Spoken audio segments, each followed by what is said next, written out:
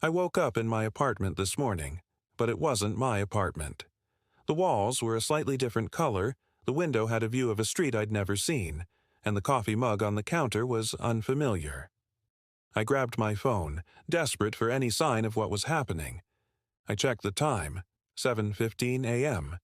The same time I always wake up, but how? I hadn't even set my alarm. In fact, my phone hadn't made a sound. It was as if it knew when I'd need to wake up. That thought chilled me. I checked the notifications. There was one from an unknown number. "You're next." That was it. No explanation, no context, just those words. At first, I thought it was some kind of sick joke or spam, but then I noticed something. The phone. It wasn't my phone.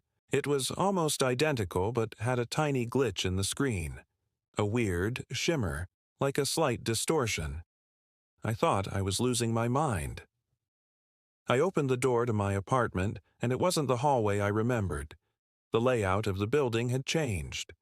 The door to the stairwell was in a different spot, and the elevator didn't even exist anymore. The strangest thing was that no one seemed to notice. I walked down the unfamiliar hall, passing people who didn't even look like the people who lived in my building. Their faces were slightly distorted, almost like the simulation was having trouble rendering them. I tried to speak to one, but they just smiled and nodded like nothing was wrong. I had to get out. I ran to the street, and as soon as I stepped outside, the sun didn't look right. It was the wrong shade of orange, and there were no shadows. The buildings looked off, like they were from different time periods, all mashed together in a surreal way. I pulled out my phone again, trying to get in touch with someone, but when I went to dial a number, the screen blinked and the app crashed.